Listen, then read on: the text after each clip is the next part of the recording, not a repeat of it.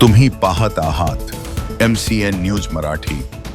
बुलढाणा जिल्ह्यातील जळगाव जामोद तालुक्यात काल रात्रीपासून सुरू असलेल्या मुसळधार पावसाने जनजीवन विस्कळीत झाले आहे। शहरालगतच्या वाडी खुर्द परिसरातील देशमुख वाडीत पावसाच्या पाण्याने अनेक घरांमध्ये प्रवेश केला असून अनेक कुटुंबांवर मोठे संकट ओढवले आहे।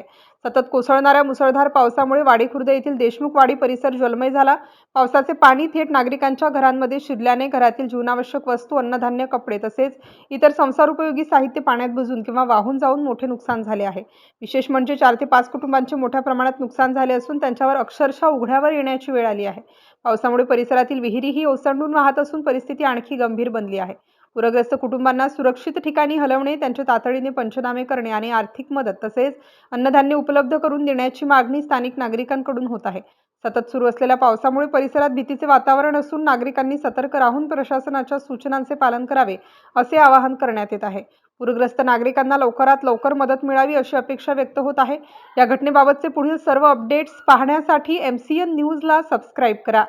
व्हिडिओला लाईक करा आणि शेअर करायला विसरू नका। MCN न्यूज मराठीकरिता संपादक राजीव वाढेसह सुरेश कलंत्री, जळगाव। कालपासून या पाण्यामुळे आमच्या घरातले धान्य वगैरे, गॅस, सर्व आमचं सामान पूर्ण वाहत गेलं। आमची सध्या अशी कंडिशन आहे की आमचं काहीच करायची सध्या व्यवस्था नाही आहे, घरामध्ये काहीच नाही आहे। आमचे लहान लहान लेकरं, आमच्या घरचे सर्व सदस्य बाहेर बसलेले आहेत। आमचे धान्य पूर्ण वाहत गेले, पूर्ण धान्य, किराणा, सर्व कपडे वगैरे सर्व वाहत गेले। आता सध्या आमचं काहीच व्यवस्था नाही आहे की आमचं काही होऊ शकते। आमची मान्यता एवढीच आहे की शासनाने आमची थोडीफार मदत करावी। ओके,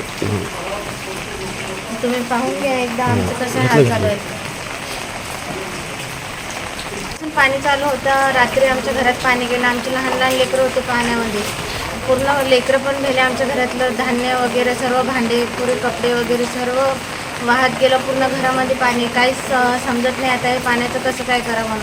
हे पाणी काढायचा पण काही पर्याय नाही आहे, पूर्ण घरात पाणी। आमचे लहान लहान लेकरं, आमच्या घरचे सर्व तिथं कॉम्प्लेक्समध्ये बसलेले आहेत। घरात यायचा पण चान्स नाही आणि सामान बाहेर काढायचा पण चान्स नाही। आता काय करायला काहीच मार्ग नाही आमच्याकडे, तुम्ही सामान